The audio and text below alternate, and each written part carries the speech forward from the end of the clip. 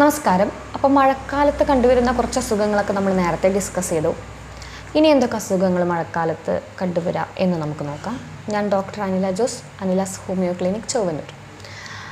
Skin diseases അഥവാ ത്വക്ക് രോഗങ്ങൾ മഴക്കാലത്ത് കൂടുതലായിട്ട് കാണാറുണ്ട്.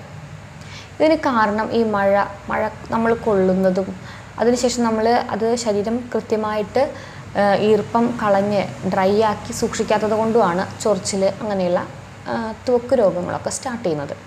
അപ്പോൾ മഴക്കാലത്ത് നമ്മൾ പുറത്തൊക്കെ പോയി വന്നു കഴിഞ്ഞാൽ നമ്മൾ നനഞ്ഞിട്ടുണ്ടെങ്കിൽ കുളിച്ച് അപ്പോൾ തന്നെ ശരീരമൊക്കെ ഡ്രൈ ആക്കി ക്ലീനാക്കി വെക്കാനായിട്ട് ശ്രദ്ധിക്കുക. ഇതുപോലെ കാണുന്ന വേറൊരു അസുഖമാണ് കുഴിനഖം. മഴക്കാലത്ത് കൂടുതലായിട്ട് കാണാറുണ്ട്. കാരണം നമ്മുടെ കാലുകൾ എപ്പോഴും ഈ മഴവെള്ളത്തിലൊക്കെ നനഞ്ഞിരുന്ന് അവിടെ ഇൻഫെക്ഷൻ വരുന്നതാണ് കുഴിനഖം.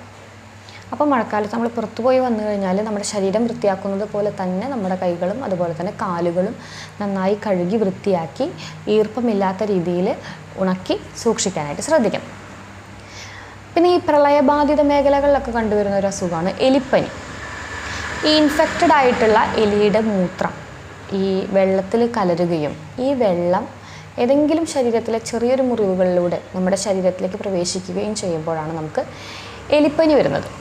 അതുകൊണ്ട് ഈ പ്രളയബാധിത സ്ഥലങ്ങളിൽ വർക്ക് ചെയ്യുന്നവർ അല്ലെങ്കിൽ അവിടെ താമസിക്കുന്നവർ എലിപ്പനിക്കെതിരെയുള്ള മുൻകരുതലുകൾ സ്വീകരിക്കണം. പ്രതിരോധ മരുന്നുകൾ കഴിക്കാനായിട്ട് ശ്രദ്ധിക്കണം. ഇത്തരം ഏരിയയിൽ ഉള്ള ആളുകളിൽ പനികളൊക്കെ വരുമ്പോൾ കുറച്ചുകൂടെ ഒന്ന് ശ്രദ്ധിച്ച്, വിട്ടുമാറാത്ത പനി അല്ലെങ്കിൽ 2 ദിവസത്തിൽ കൂടുതൽ നീണ്ടു നിൽക്കുന്ന പനിയാണെങ്കിൽ ഡോക്ടറെ സമീപിക്കേണ്ടത് അത്യാവശ്യം. മഴക്കാലം കൂടുതലായിട്ട് ബാധിക്കുന്നത് നമ്മുടെ കുട്ടികളെയാണ്.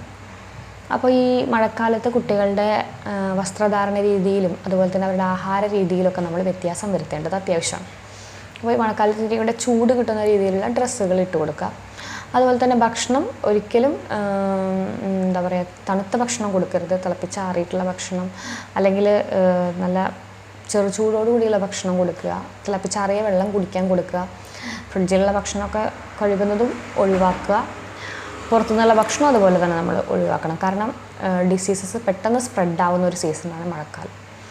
പിന്നെ ഈ ന്യൂ ബോൺ ബേബീസ്, അവരിനൊക്കെ കുറച്ചുകൂടി നന്നായി കെയർ ചെയ്യണം, നന്നായി കവർ ചെയ്തൊക്കെ അവരെ സൂക്ഷിക്കണം.